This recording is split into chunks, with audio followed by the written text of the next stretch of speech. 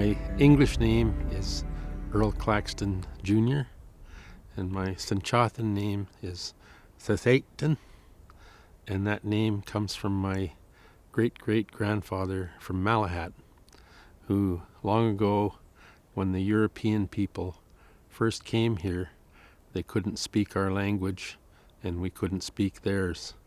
So they came into our territory with a hat with names in it, and we were asked to pick a name out of the hat, and that would become our last name.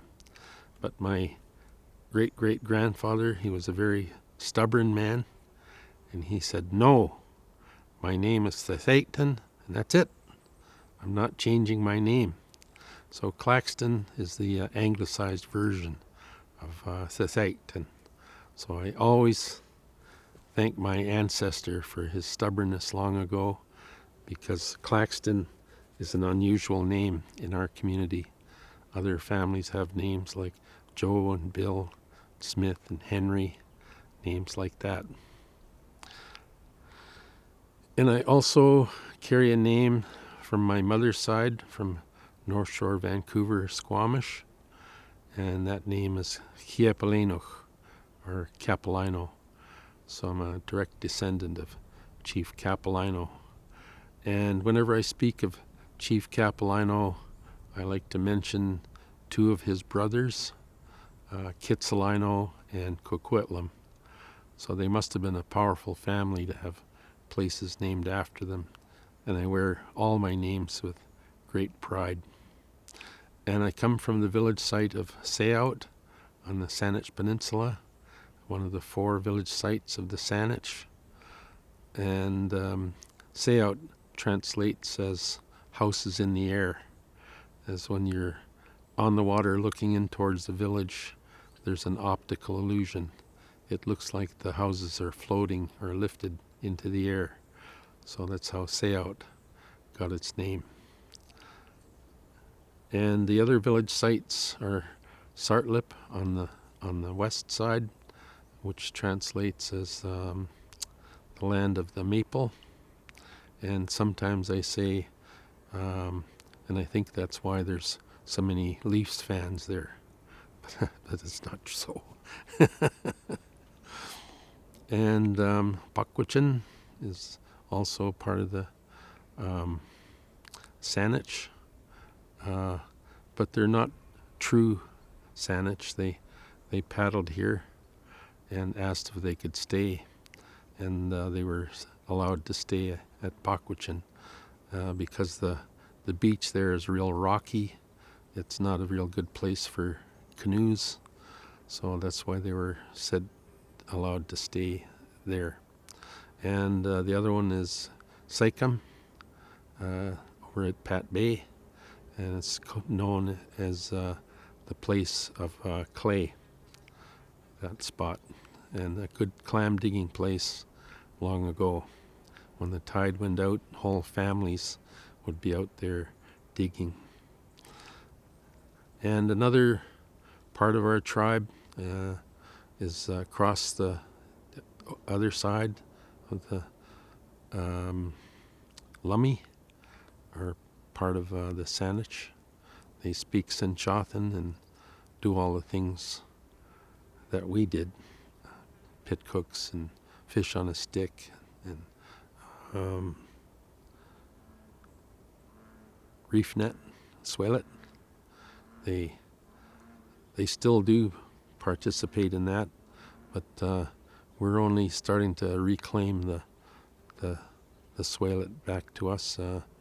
It was arbitrarily outlawed in the early 30s, I think, and my dad said that they came and told us that they outlawed it because it was an unfair way to catch fish. And then after the laws came into effect, they allowed the seiners to come into the oceans and start reef net or fishing with a big net, the way that we used to. But in the summertime, in about the month of July, or our moon, the moon of the sockeye, Chanthaki, was when all the men from the village went out to the reef net site to catch salmon for the entire village. And the shaman or medicine man traveled out with the men to the reef net site to open the fishery with a prayer saying, please come back again next year. We're still poor yet, and we still need your sustenance. And he was also out there to keep track or count how much salmon that was taken for the village. And he counted the salmons in twos in recognition of the fact of male and female in nature. And when he decided that there was enough salmon for the village for the year, he closed the fishery by selecting one salmon for ceremony back at the village. And when he picked that salmon, all fisheries stopped instantly. Even the fish that was already in the net were released, because the Saanich believed that if you took more salmon than you needed, then you would waste it. And wasting a salmon was one of the worst things that you could do in your lifetime.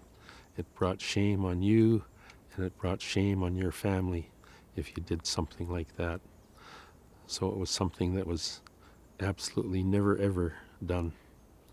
And at the same time, when all the men went out to the reef net site to catch salmon, all the children and all the women and all the old people went and lived in the forest and picked berries for the entire summer and processed the berries and dried them in the hot sun for storage, because all of our food had to be preserved for the winter time.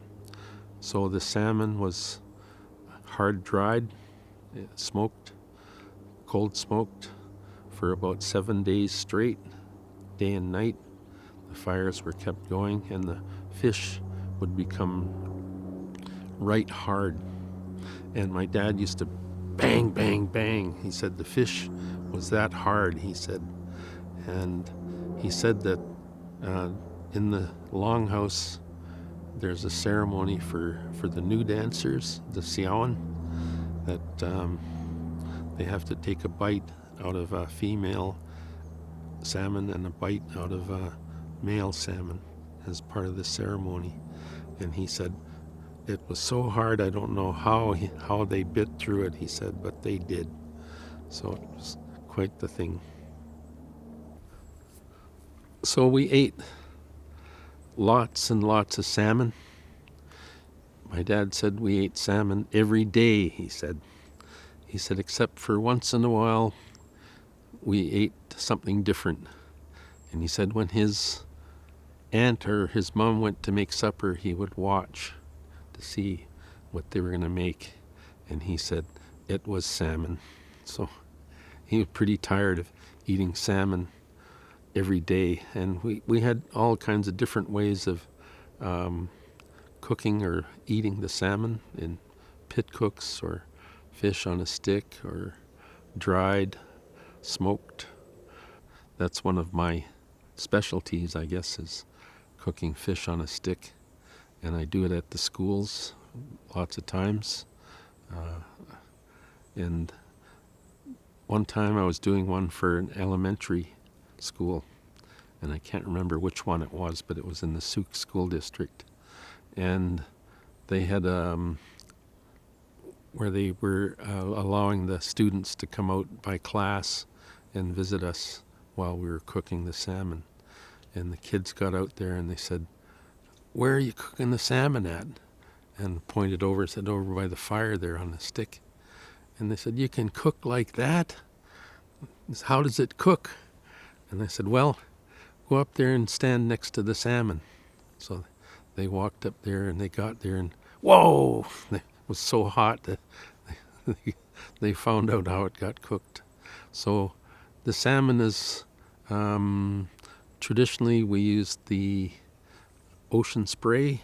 It's a hard wood, and it has a straight grain, so that when you split it at the top, it follows it right through the stick, and the stick can be pulled apart, and the salmon would be cut so that along the back of the spine and around the head and around the tail.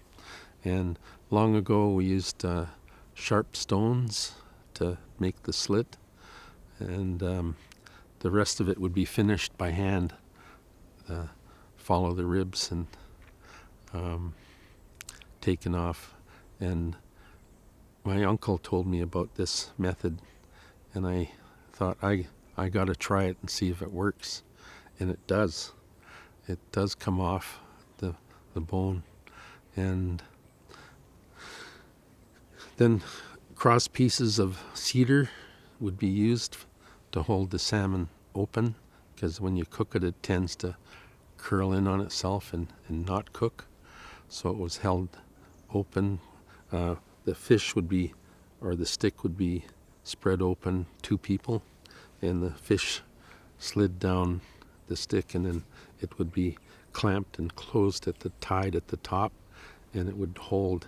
And so to start cooking, you have the flesh side facing the fire and cooking first, and it takes about 45 minutes each side. And you can tell by looking at it, the white fat it turns white when it's cooking, and starts to drip off the fish. And so you would pinch or feel the fish, and if it's soft, it's not done yet, and if it's firm, it's done. And so when one side is cooked, when it's on the stick like that, and the stick wasn't taken out and turned, the stick stayed in the ground, and the fish would be just turned on the stick, and the skin side then would be cooked on the other side. So ocean spray was a very important plant, because the Saanich looked for 4 things in a plant: a food, a tool, medicine, or indicator. And ocean spray had the tool, the medicine, and the indicator in its qualities. For the tool, of course, for cooking fish on a stick, and also for digging sticks, for digging up camas, because camas was a big part of our diet. That was our potato before the Khunitum people came. And I asked my dad once if he'd ever witnessed a pit cook with camas in it, and he said yes. And I said, and how much camas did they put in there? And he said, sacks and sacks. And up to that time I had been digging up camas bulbs, but the biggest I'd able to find at that time was a thumbnail size of a camas bulb. And I thought, oh my gosh, it must have taken weeks for them to dig up sacks and sacks. But that wasn't the case at all. It's the Saanich learned that if you disturb the roots of the camas and replant it, that it stimulates bulb growth, and you'd get big bulbs the size of your fist. And then it made sense to me how they were able to have sacks and sacks of camas. And it was a good thing, because the starches in the bulb were converted into good sugars, and it was a good diet, and our people lived regularly over 100 years old, and some of them were 130 years old. So and I guess that's part of the work that I do now, is trying to reintroduce our cooking methods back into our communities. And so at XEÄXÁÁEN at the tribal school in WSÁNEC at Thelwellnoch, XEÄXÁÁEN translates as the blossoming place. And so I grow camas there, and our goal is to be able to provide our community with camas again. And when the Juanitan people came, they introduced potatoes to us, and they were so similar to the way that we cultivated the camas that we easily switched over to using potatoes. And so today, when I hear a person talking about having some smoked fish, they want to have potatoes and smoked fish. But it was actually, traditionally, it would have been the camas. And there's many Saanich that have never tasted camas or even know that we used to eat camas. But it was a very important part of our diet, and we had huge fields of camas. And camas are in the Garry Oak ecosystem because when the leaves fall from the Garry Oak and decompose into the ground, it changes the acidity of the soil, and the camas likes that acidity, and they grow there. So that's the other thing is that we're trying to introduce is back into the community is the camas and the importance of it. And it's because our people are becoming ill from the European diet of salt and sugar, these kind of things in the food. So I'd for myself, I'd really like to see some progress in this area. So we've been experimenting at the greenhouse with our camas bulbs. We dig them up and transplant them back in the ground. But long ago, they did this by cutting out sections of sod in the soil and then rolling up the sod and picking out the bulbs that they wanted and then rolling the sod back. And that was enough root disturbance to stimulate the bulb growth. And camas, when it first comes up from seed, looks like a blade of grass, and from that point to flowering is 7 years. So it's a long time for it to, and we continuously grew camas. We were always collecting the seed and always starting seed all the time and transplanting it. So it was a very, very important part of our diet, the same as the sockeye. The sockeye salmon, which we collected in the reef nets. We don't have a sockeye salmon river in our territory. We have a chum salmon river at Coldstream, but we needed to collect the migrating salmon that were heading to the Fraser River. And the name sockeye, my dad said, was Saanich's contribution to the English language, because our word thaki, we have a moon named after that one, Chun Thaki, which is the moon of the sockeye. So it was a very important part, and each moon it guided you on what you were going to be doing at that time of the year. In each one was a guide, so it was a cycle that we lived with and continued to live with for as long as anyone can remember, for time immemorial, is what the courts say. Well, up here in the highlands, there's lots of the ironwood, or ocean spray. So it would have been a good place to come and collect the sticks. And the sticks are for long-term use. They weren't just one time and discarded. And my dad said they picked the black wood when it was cut because it likes to grow straight. And the black wood, he said, was the hardest. And so it would last the longest. In regards to the berries, we picked about 7 different kinds of berries through the year, through the summer, starting with the trailing blackberry, the only native blackberry that we have that has been kind of overtaken by the Himalayan blackberry and the evergreen, I think, evergreen blackberry.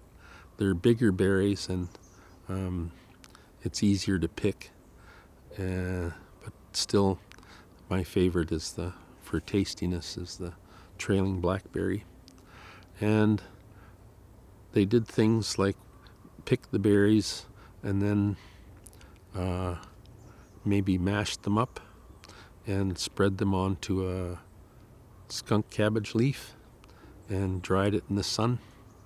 And before the leaf dried, they would peel off the berry mixture off the leaf because it was still waxy and smooth and peeled off very easily. And they'd finish drying it, and that was one of the ways our processing the salmon for storage. And so they would eat those pieces like fruit roll-ups today.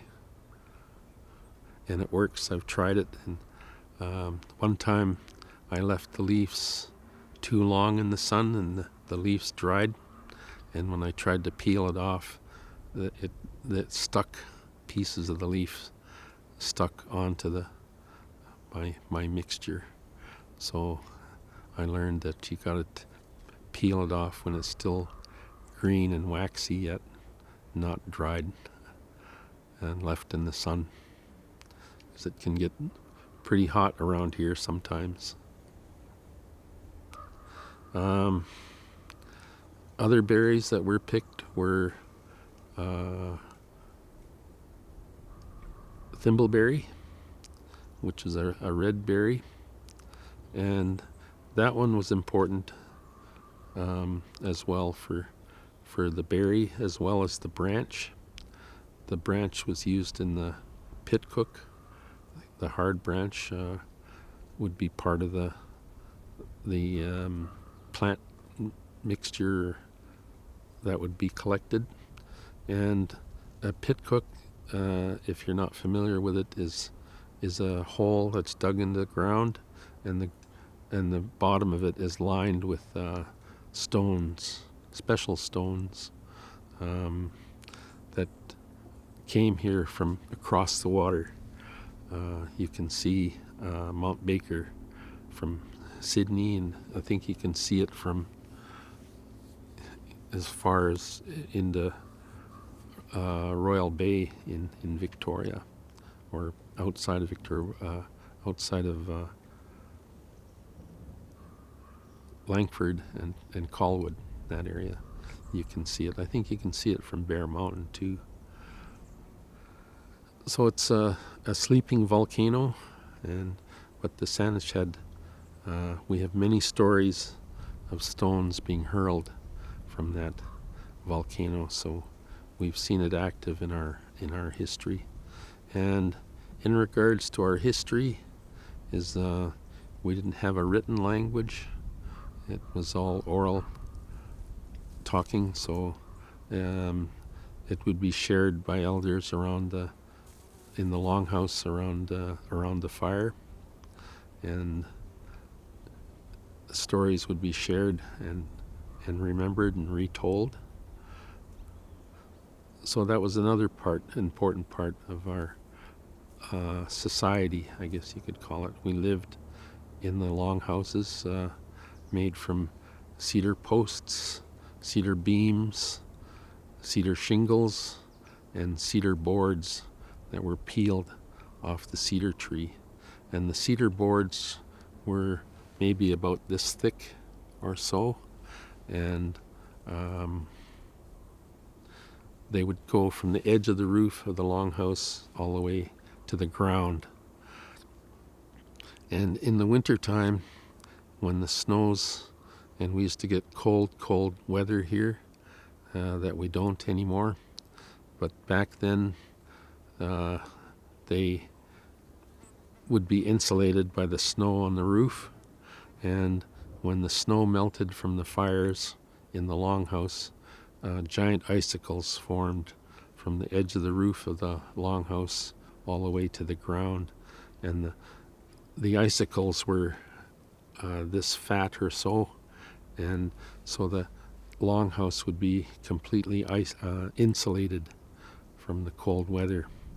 And we needed to show them, the Junitan people, how to survive here. And in our language, Junitan, and whenever you hear at the beginning part of a SyorÁUTW word, it means the people of. So the Junitan, that name translates as the man that appeared from nowhere or all of a sudden. And interestingly enough, the Cowichan also have the same word, Junitan, but their translation is different. Their translation is the people we have to feed or support. And the elders said that you have to put your hand out to show that you supported those people when they got here. So it was an important thing for them to learn how to survive here, because when they came here, they came ill-prepared for the cold weather. They wouldn't have survived without our help, but that's long forgotten. Our knowledge of all the plants and the animals is but they've only been asking us about this in recent times. In the past, it's been ignored or forgotten, I guess you could say, that we had this knowledge, and we have knowledge of, as I say, all the plants. And in regards to the ocean spray, that was also an indicator plant. And by indicator, I mean that there was things that happened with it that coincided with things in our lives. So like when the ocean spray is in full bloom and the white blooms are hanging down, that was the sign it's time to go out and catch salmon at the reef net. And when that same flower turns brown later in the summer, that was the sign that it was good time to go catch deer or hunt for deer, because the deer would be at their fattest at that time. And that same bloom, when it turns brown, the little flowers would be picked from that flower bloom when it turned brown and dried, and that would be used for diarrhea for babies and for old people. So it was also an important medicine for the Saanich. The next one I'd like to talk about is SyorÁUTW. That was an important berry that was picked by the Saanich, and there's lots of it everywhere. You can pick it just about any place in the forest.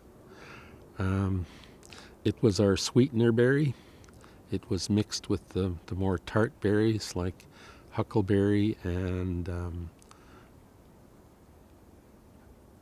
Oregon grape. That's a very tart, sour berry, but it was still edible and collected. And the SyorÁUTW had very important use in the forest. Men were hunting for deer. deer like to travel along the same paths and leave a kind of a trail in the forest. And they would make note of these trails and sometimes build blinds or things with using SjourdAUTW. And that same SjourdAUTW, when the hunter was out hunting deer, he'd bring along dried clams and have it in his pocket and eat that for if he was wanting to stay out longer. But if he didn't have the dried clam or something else to eat on while he was out there, he would take one of the leaves from the SjourdAUTW plant and chew on it and drink the juice from the leaf. And this was a appetite suppressant, and it works. As I used to work with a young fella many years ago, and whenever we talked about things like this to the students, he would take one of the leaves and put it in his mouth and chew on it, and to show them that how to do it, and that it wasn't poisonous or anything. And we finished that morning and we went for lunch and ordered lunch, and he didn't eat his lunch. He said, "I'm not hungry," he said. So it works. It's a thing that works. And the branches of that SjourdAUTW would also be used in the pit cook as a branch to hold up the food from being pushed down on the hot stone.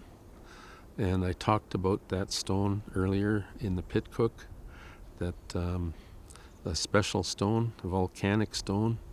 And so the Saanich realized that because it had been created by fire, that you could heat that stone to red hot and it wouldn't crack or explode. And so I talked about the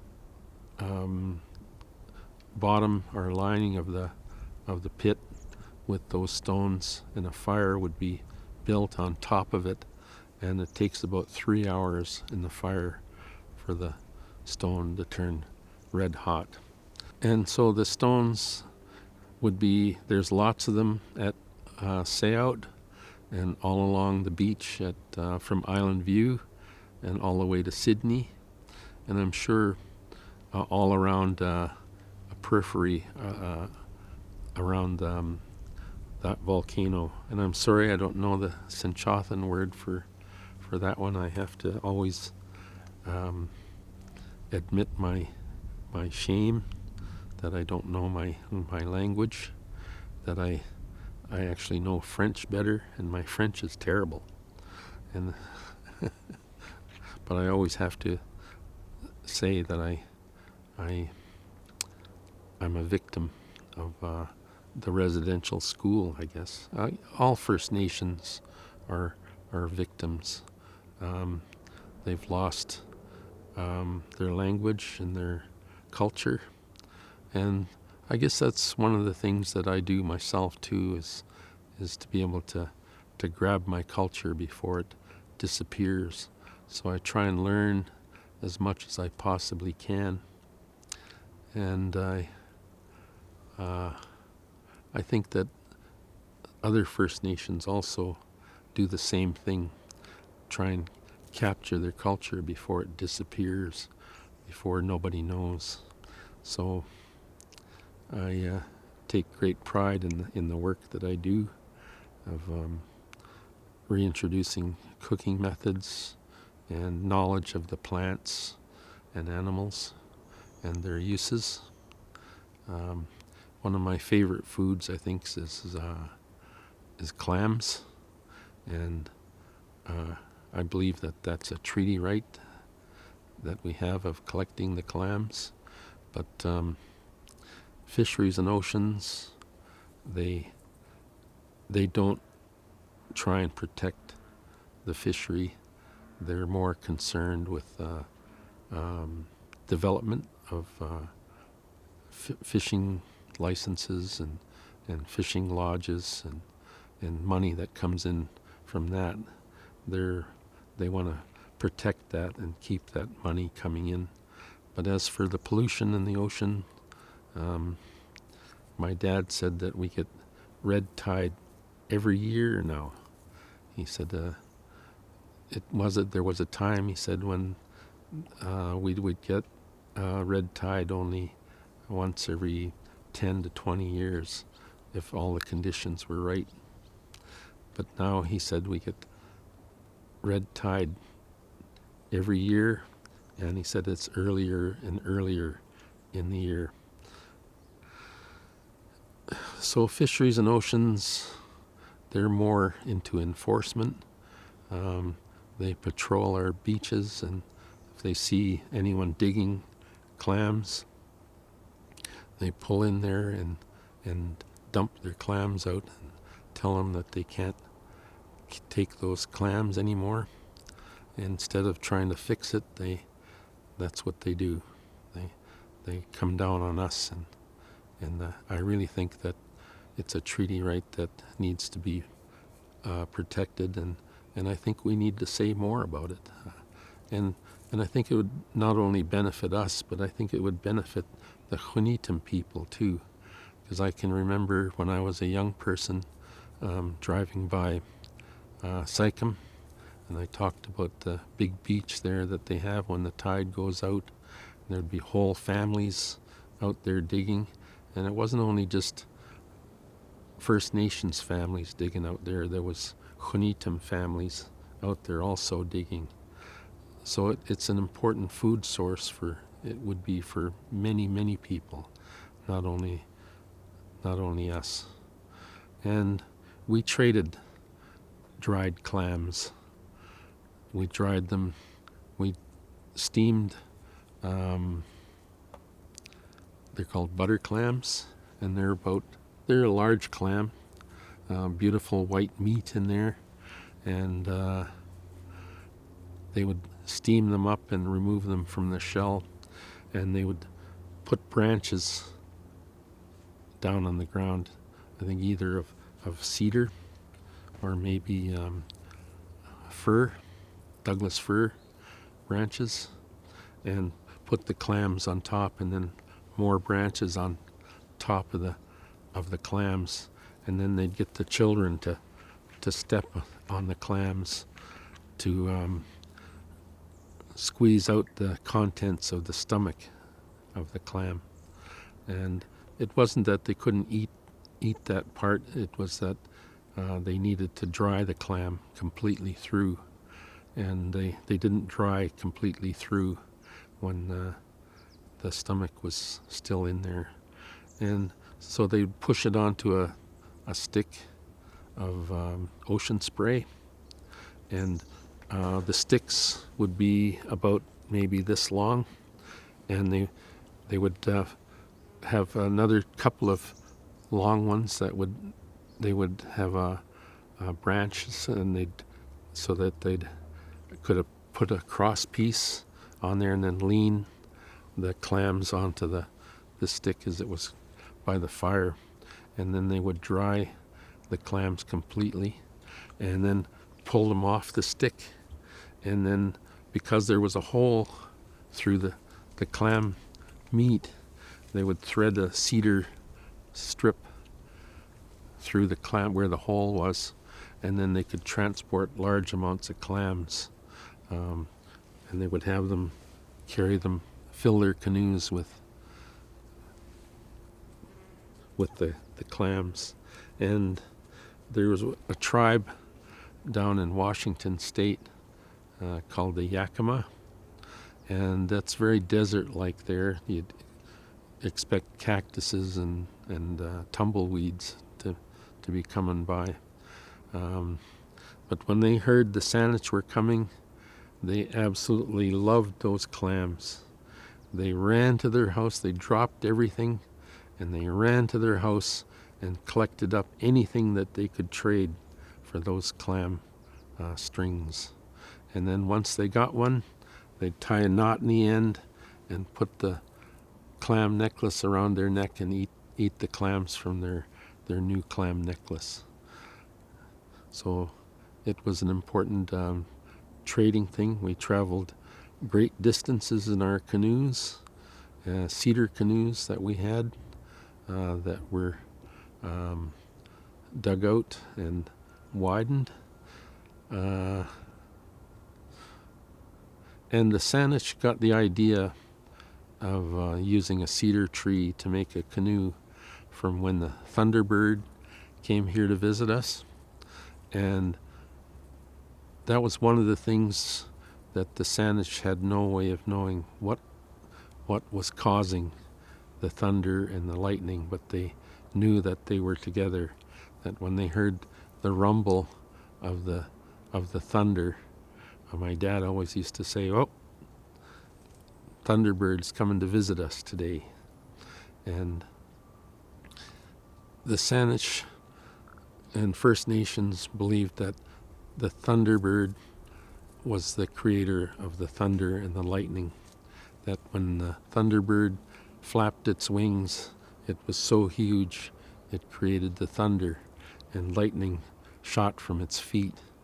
And lightning hits the top of the cedar tree, comes down the tree, and shoots out and burns a hole in the bottom of the tree. And you can see these kind of trees at some of the older parks, like Goldstream and Francis King Park, and Royal Roads has those kind of trees.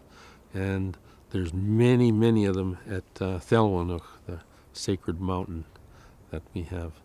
And my dad said that if you were of pure mind and heart, and the Thunderbird was up there and you went up there, if you were of pure mind, the Thunderbird would allow you to see him.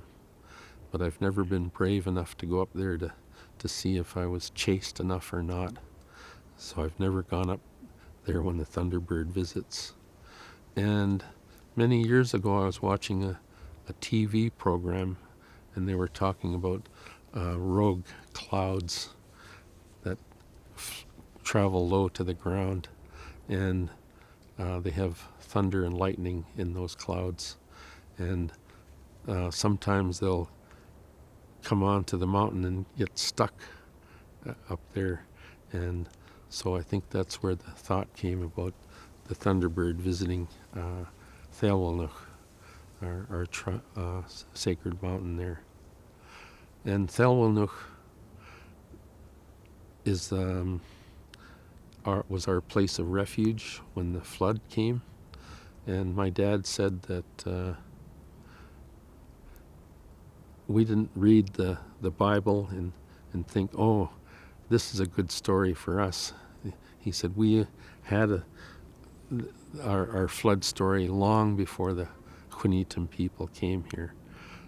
And so the flood story arises from long ago when the Ice Age was coming to an end, and there was a giant ice dam that went across the Fraser River. And when the ice dam finally broke, that's what caused the flood. And our people were warned that by Raven that they should fill their canoes with dried salmon and dried berries, and keep the children near the canoes, so that when the flood came, he said, you won't have time to go and look for your children, so keep the children near the canoes. And so when the flood hit, they were also told to paddle towards the welcoming figure. And so when the flood hit and they started paddling, they were also told to make the longest rope that they'd ever made from cedar rope. And the cedar would be peeled off the trees in the springtime.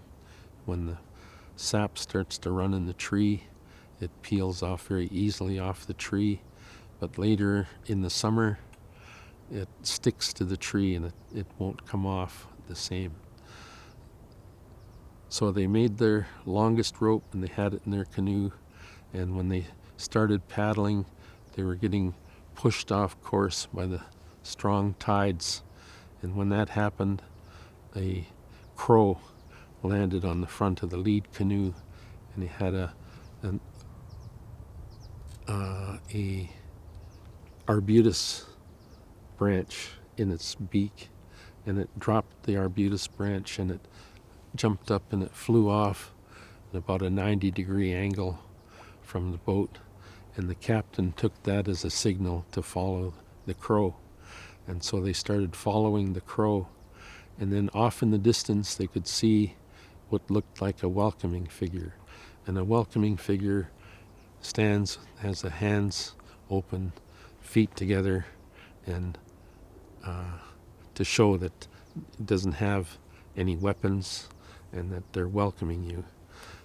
But as they got closer to the welcoming figure, they realized it wasn't a welcoming figure at all, but it was an arbutus tree.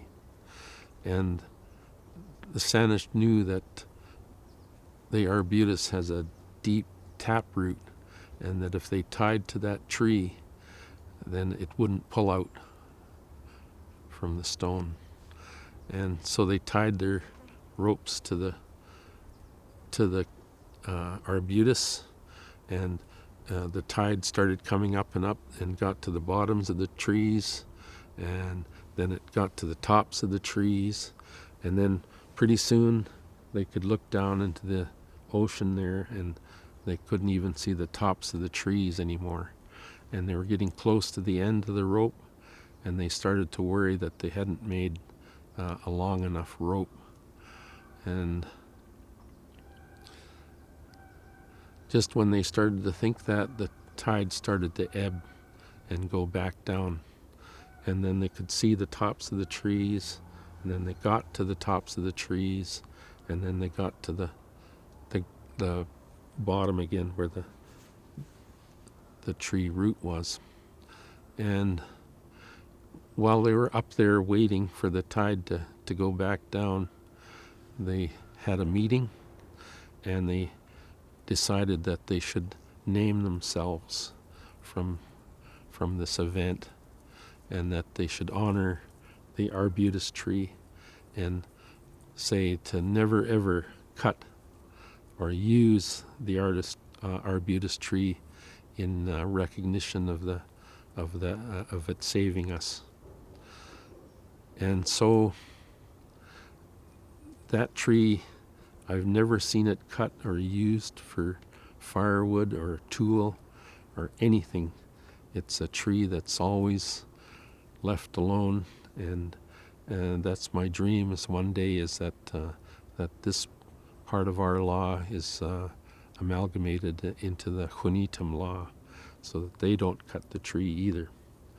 And I don't know if that's ever possible, but because it seems my dad said that when a Junitum sees a tree, he starts to sharpen his chainsaw, he said. And so they have a penchant for cutting down trees, and to illustrate that, I guess I could think of a place along WSÁNEC Road. There's a farm there that was recently returned to the SÄÄUTW Woodman Farm, I think it was called, by the Junitum. And that used to be a cedar forest there, a place where we went and got our trees for our big canoes for traveling. Like I said, we traveled great distances in our canoes. We traveled as far south as northern South America, like Brazil and that area down that way. And we traveled as far north as Alaska. And we traveled as far east as Manitoba. And they know that we went there because of the seashells that we traded could only have come from here. And we traveled as far west as Hawaii, and that's where we went for our holidays. Just kidding.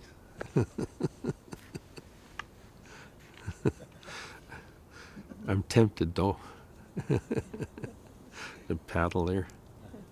But my dad said that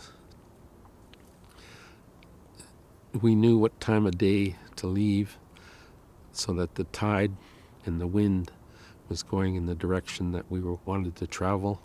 And he said we'd put up our sails, and he said we'd be there in no time.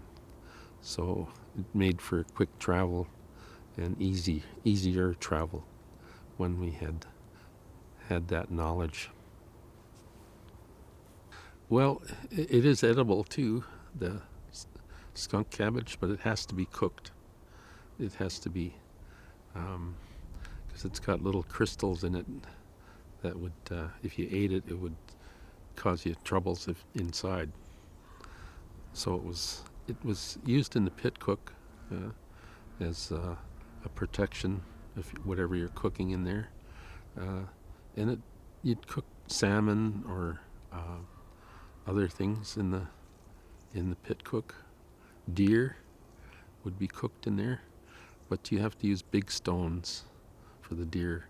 That's a 24-hour cook for a deer, but about 3 hours for camas and for root vegetables that we use now, like potatoes and beets and those kind of things, that carrots. Any root vegetable is good.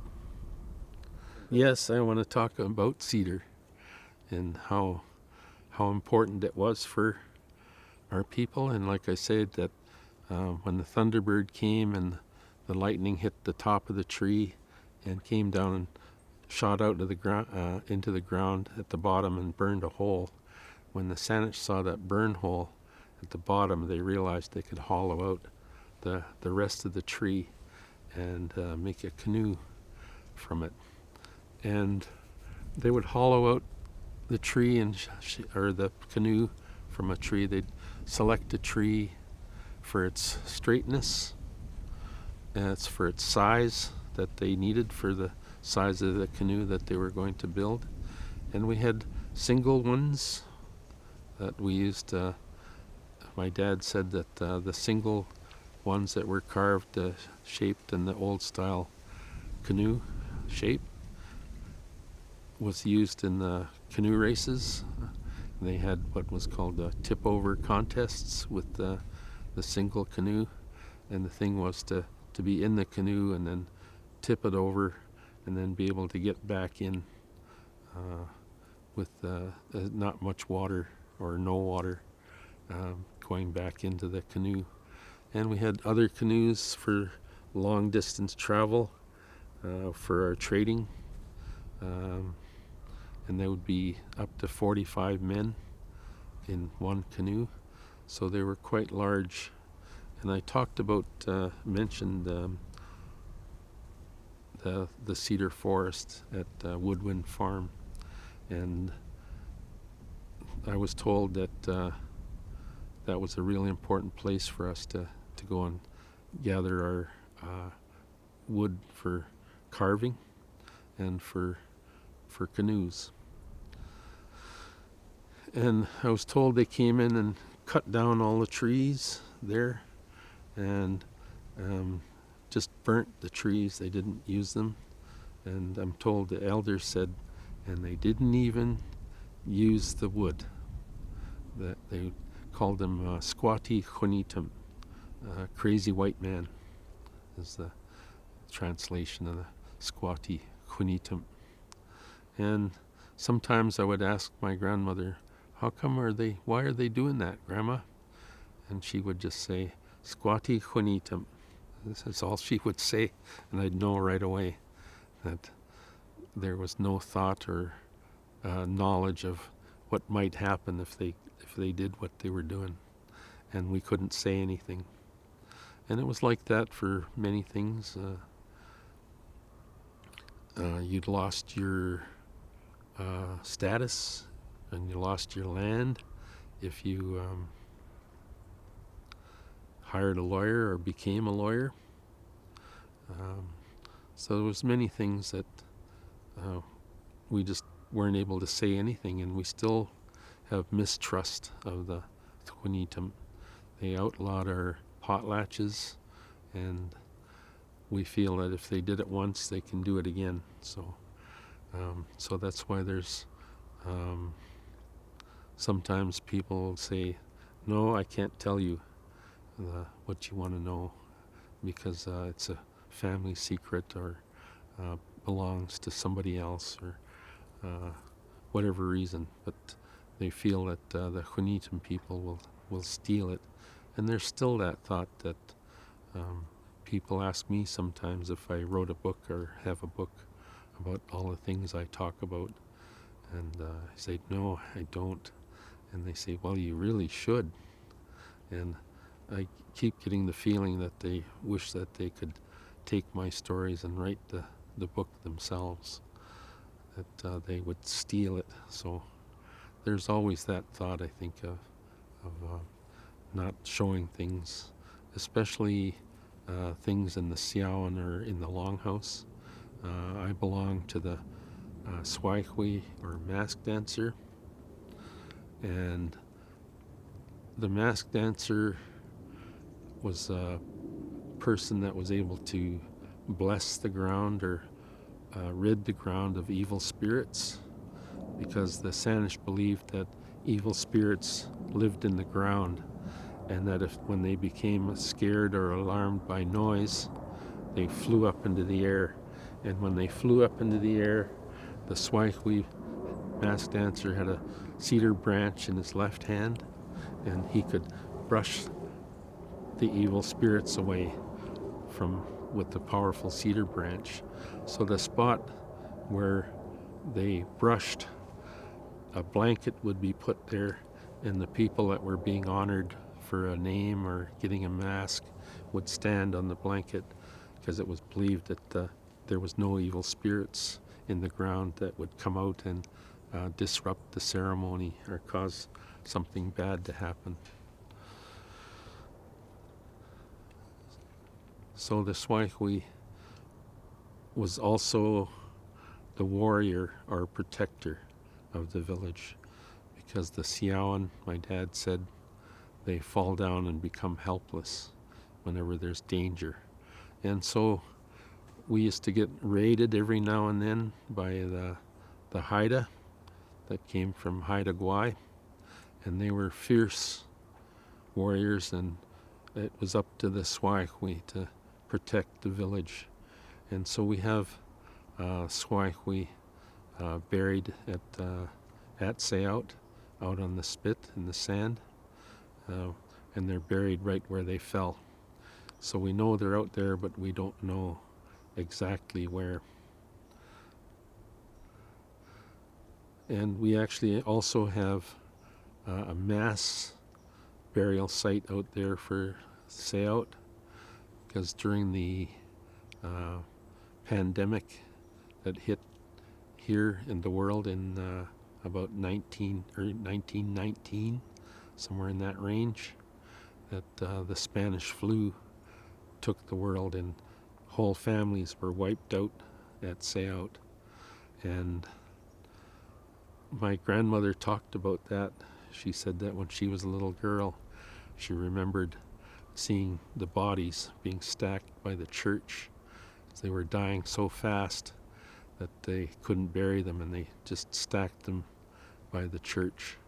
And then after the pandemic left, they decided to have a mass burial out in the spit for our people. So there's a site out there that has our people out there. But I was talking about the cedar, the making a canoe. And so the tree would be selected and taken down in the forest, and all the bark would be peeled off immediately for use later.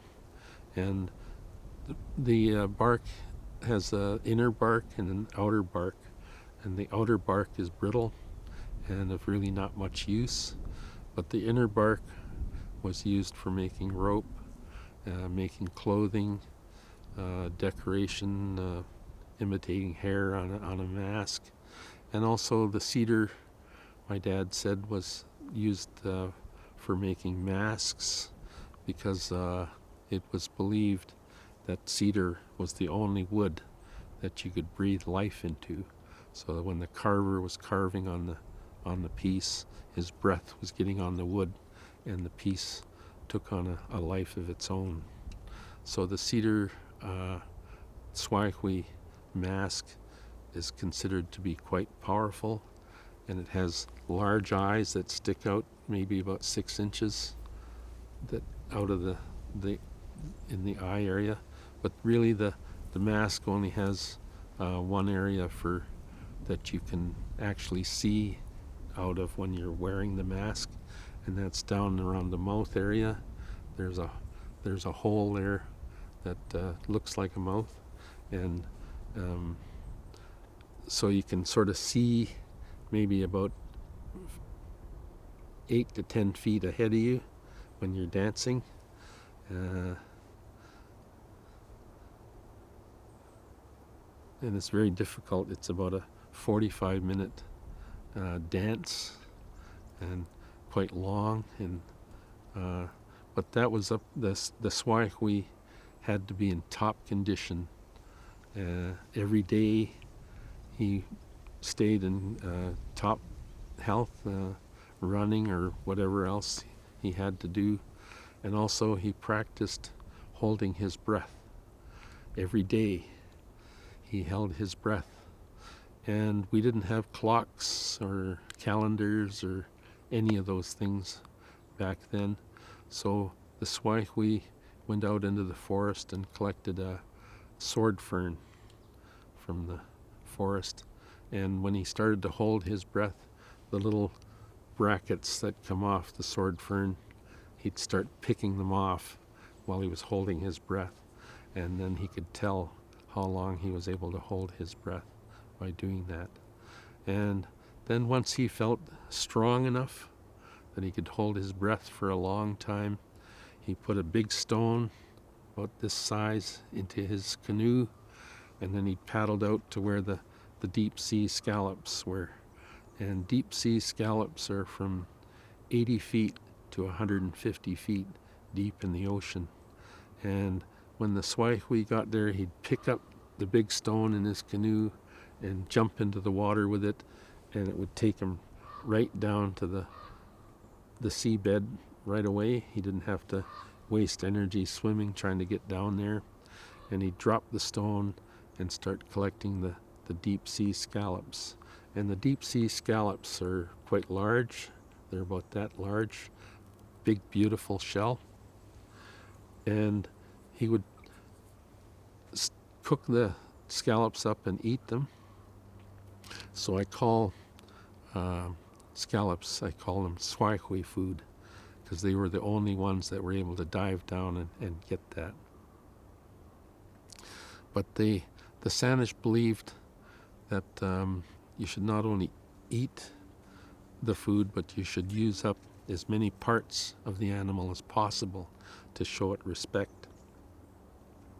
So for the shells, for the large shells of the scallops, they would wear a hole with a hard stone in the top part of the shell, and then they would have a steam, get thin branches of cedar and steam it so that you could bend it, and then they would have 2 pieces of cedar, and they would bind one end, and then they would put the scallop shell through the hole and onto the one side, and then alternate and do the other side until they had a row of the deep sea scallop shells.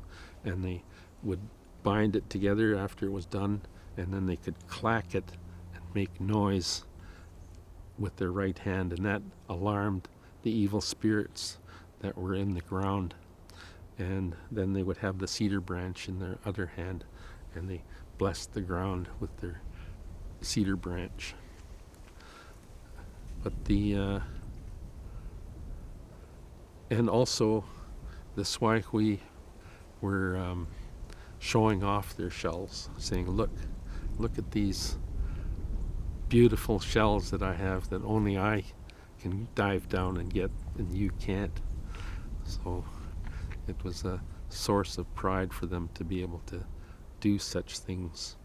And they did other things too. They did things like they'd notice where a tall tree that eagles like to roost, and they would climb up the tree up to the top and disguise themselves up there and hide and wait and keep very still, because the eagle would notice if they moved. So they had to keep still for long periods. And then when the eagle came and landed next to them, they would reach out and pluck some feathers off of it. And this was a way for them to use the feathers from the eagle, which were a prized thing. Because also when you walk in the forest, and if you come to a tree that an eagle likes to sit in, you'll find sometimes feathers around the tree. And so an eagle wasn't killed just to get its feathers. It was either the S渥ÁUTW collected it by plucking it, or they would be found laying on the ground. So I get back to the cedar again. I kind of wander sometimes. But the cedar would be shaped to the way that they wanted the canoe shaped, and left solid in the middle. And then after it got to the shape that they wanted for the canoe, then they would start chipping out the inside with an adze or a stone tool that they could chip out. And the chip, they had two tools, adze tools. I have some, my dad made me.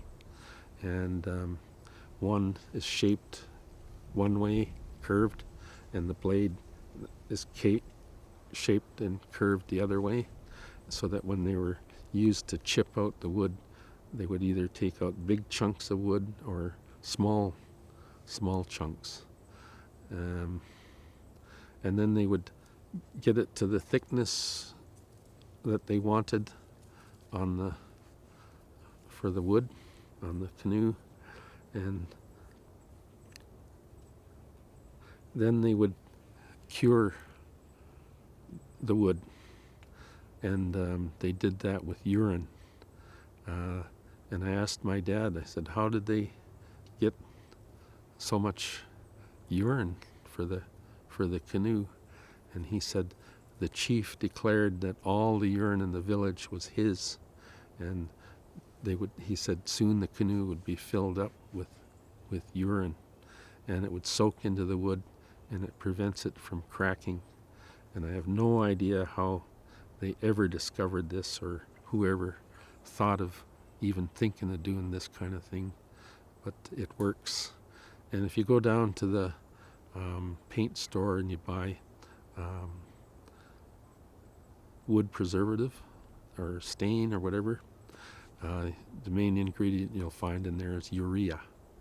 So it does work, and I know it works because there was a young fella about 10 years ago at Sέως.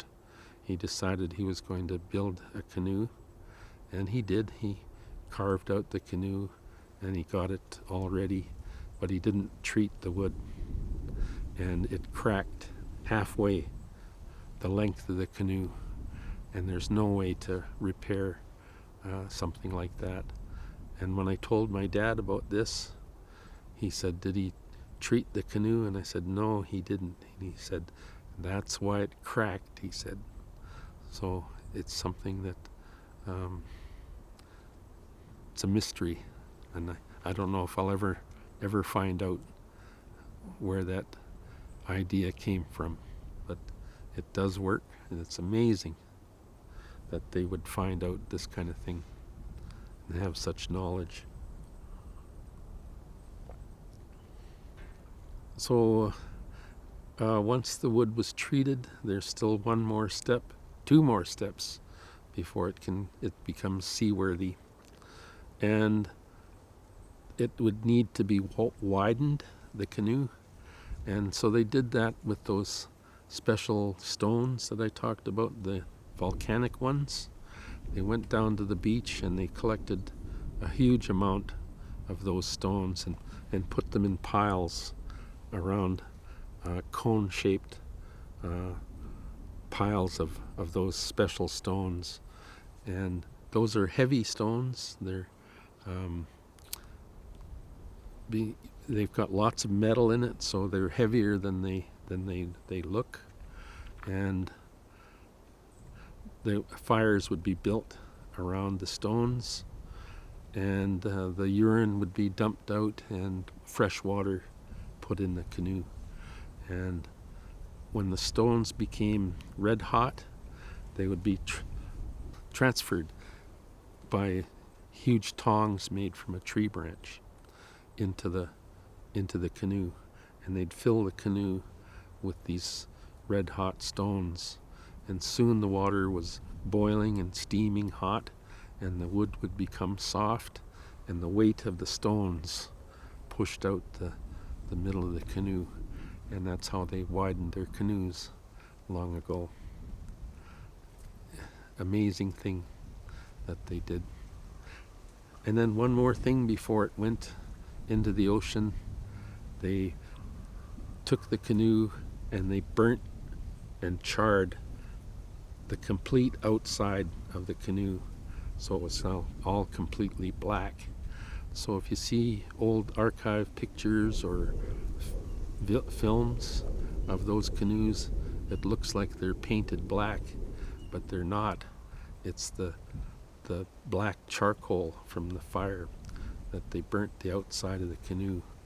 And this prevented seaweed and mussels and barnacles from growing on the bottom of the canoe, and it would keep it it wouldn't cause any drag. It was contributed to the hydrodynamics, I think it's called, so that it would cut through the water and not be hard to paddle their canoes. This is how it was long ago. It was trees weren't cut down, and roads built in there, and disturbed, I guess you could say.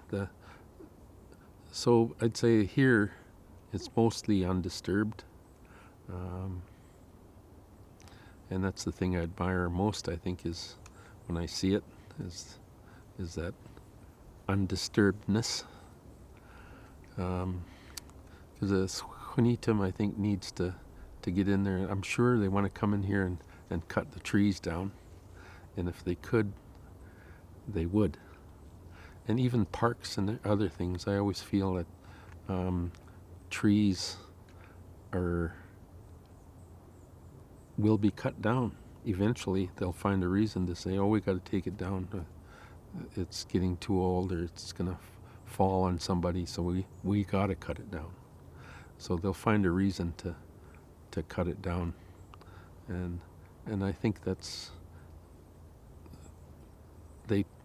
forests took care of themselves long ago. They didn't they had forest fires and things, and sometimes there's plants that need to go through a forest fire for it to reproduce. Like the black huckleberry is one that needs that. So it's just part of life, the way things were, and the SÄUTW always feels that they're above nature, that they can do whatever they know the best. They know what to do, and that things will be better. But they haven't. One of my elders, late Gabe Bartleman from SÄUTW, he said to me, you know, Earl, we have to be ready. He said, one of these days the Junitim is going to come to us and say, well, we tried our best, but we can't do it, so we're going to hand it back to you guys and let you handle it. So he said, we got to be ready for that day when that happens. And I'm thinking he was thinking of fisheries at that time. I don't know if it's true or not, but I get that feeling is that he thinks that they're going to say, well, you know, the salmon's almost disappeared now, and we tried our best. And I don't think they did. They were more concerned about how much money they could make from selling the salmon and devastating the salmon. So we need to be able to save the salmon, and so that we're not showing our children pictures saying this is what a salmon used to look like when the ocean was clean. So the ocean was clean at one time, but now it's full of plastics and other garbage. It's a sad thing that it might be just in our memories of these things.